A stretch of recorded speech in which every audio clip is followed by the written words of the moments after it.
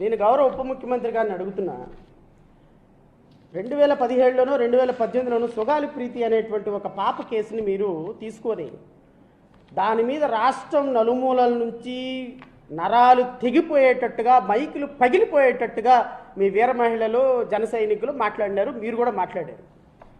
పాపం ఆ తల్లి బిడ్డ చనిపోయిన ఆ కేసు మొదటగా నేనే వాదించాను, తర్వాత కూడా నేనే వాదించాను.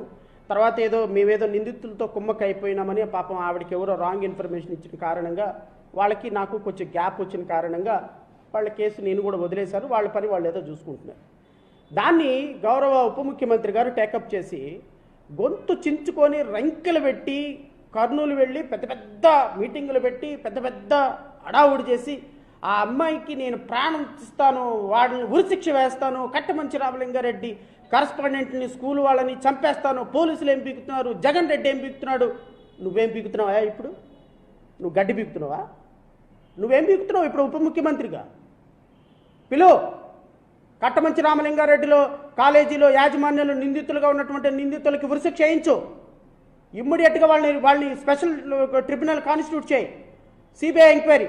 ఇంకోటి కూడా చెప్తా, మేము పెట్టినటువంటి ఎఫర్ట్స్ వల్ల, మేము వేసినటువంటి కేసు వల్ల, మేము వాదించినటువంటి విధానం వల్ల GOMS number 56 dated 28/5/2020 under section 6 of the Delhi establishment police act 1946 the government of Andhra Pradesh hereby accord consent to all the members of Delhi police establishment to exercise the power of the jurisdiction of the member of the Delhi police establishment in the all the state of the Andhra Pradesh for the investigation into the case registered by the Kurnool and Taluka police station wide FIR crime number 2021/221/2017 under section 302, 201 read with section 34 of IPC and section 3 subclause 2V of SC/ST/POA Amendment Act 2015 under section 10 of the POCSO Act 2015 charged under section 306 and 34 of IPC on alleged rape and murder of girl by name Sugali Preeti so and so 10th class Kattamanchi Ramalinga so and so. 2020 సంవత్సరంలో ఆంధ్రప్రదేశ్ రాష్ట్ర ప్రభుత్వం ఈ కేసుని సిబిఐకి బదలాయిస్తూ సిబిఐని investigation చేయమని ఇచ్చినటువంటి GO. ఈ జీవోను కూడా ఇంప్లిమెంట్ చేయకపోతే సిబిఐ వాళ్ళు ఈ కేసు మేము తీసుకోము, ఇది చాలా చిన్న కేసు, మాకు స్టాఫ్ లేరు, మేము ఇన్వెస్టిగేషన్ చేయము అని రాష్ట్ర ప్రభుత్వం రిక్వెస్ట్ చేసిన తర్వాత చేయకపోతే దీన్ని మళ్ళీ హైకోర్టులో వేసి సిబిఐ ఇన్వెస్టిగేషన్ చేయాలని హైకోర్టులో వేసి ఫైట్ చేసాం మేము. సరే, సబ్సిక్వెంట్గా తల్లిదండ్రులకు నమ్మకం లేదు, వాళ్ళ కేసు వాళ్ళు తీసుకుని వెళ్ళిపోయినారు, that is a different issue.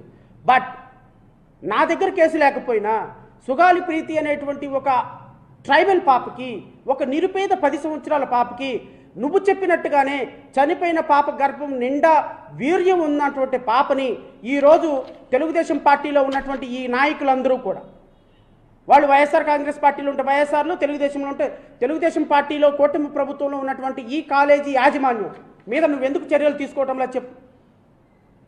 Central bureau of investigation కేంద్ర ప్రభుత్వ సంస్థ, ఆంధ్రప్రదేశ్ రాష్ట్రంలో కేంద్ర ప్రభుత్వంలో ఉన్నటువంటి భారతీయ జనతా పార్టీ కూడా కూటమిలో భాగస్వామ్యం కాదా?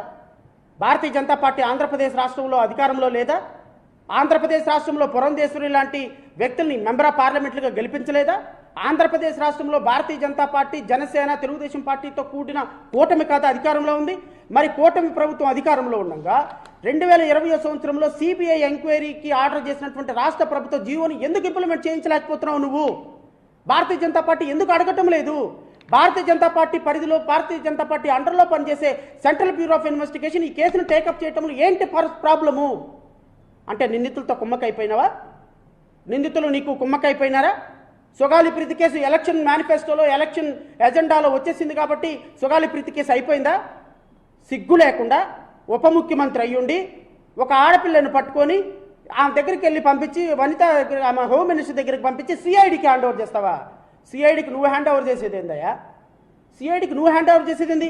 గత ప్రభుత్వం సిబిఐకి హ్యాండ్ ఓవర్ చేసింది కేసుని, దాన్ని హ్యాండ్ ఓవర్ చేయించు, సెంట్రల్ గవర్నమెంట్తో చెప్పించి సిబిఐని రప్పించు, సిబిఐతో హ్యాండ్ ఓవర్ చేయించు, సిబిఐని పిలిపించు, మీ భారతీయ జనతా పార్టీతో మాట్లాడు, అమిత్ షాతో మాట్లాడు.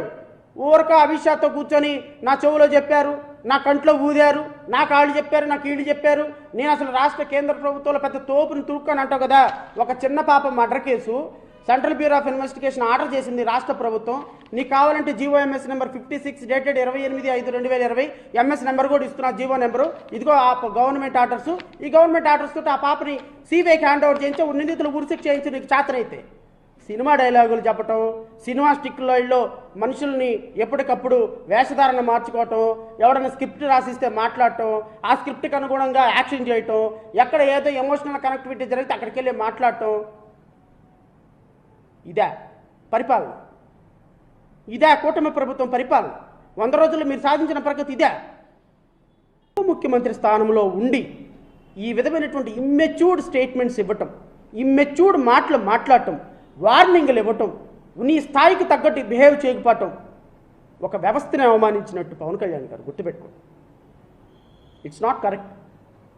తిరుమల తిరుపతి దేవస్థానంలో మీకు సంబంధం లేని అంశం మీరు అధికారికంగా ఒక ప్రకటన చేసి దీని మీద ఇన్వెస్టిగేషన్ ఆర్డర్ చేస్తున్నాం, కల్ప్రిట్స్ ఎవరో పట్టుకుంటాం, భవిష్యత్తులో ఇలాంటివి జరగకుండా మాట్లాడతామని చెప్పాలి. కానీ సనాతన ధర్మం, ఎస్సీ ఎస్టీలు, క్రిస్టియన్లు వాళ్ళు చేస్తే మీరు ఊరుకుంటారా, వీళ్ళు వస్తే ఊరుకుంటారా, వాళ్ళు వస్తే ఊరుకుంటారా అంటే కుల మతాల మధ్య చిచ్చు పెట్టేటువంటి ఒక ఉప ముఖ్యమంత్రి ఈ రాష్ట్రంలోకి వచ్చాడు అంటే ఐ ఫీల్ వెరీ బ్యాడ్.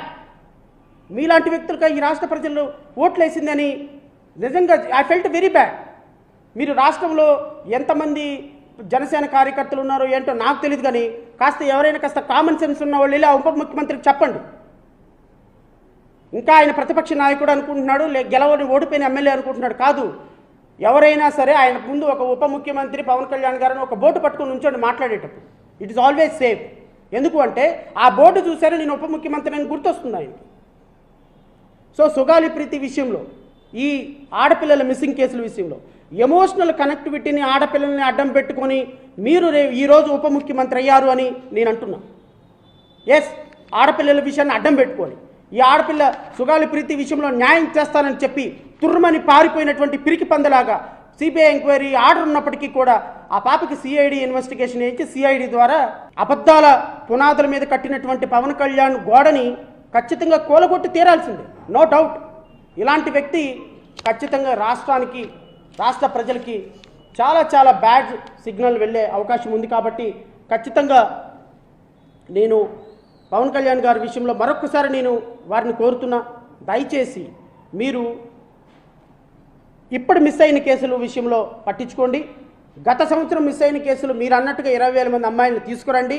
ఎక్కడ ఉన్నారు, ఎవరు అమ్మాయిలను తీసుకొచ్చి ప్రజలకు అప్పచెప్పాలని డీజీపీతో రివ్యూ మీటింగ్ పెట్టి దీని మీద ఒక స్పష్టమైన ప్రకటన చేయాలి. చేయకపోతే 5 సంవత్సరాల పాటు నేను ఇదే మాట్లాడతాను. ఎంటర్టైన్మెంట్ మూవీస్ అన్ని అవైలబుల్ గా ఉన్నాయి. Please download Hit TV app. Hit TV app hit TV యాప్ని ఫ్రీగా డౌన్లోడ్ చేసుకోండి.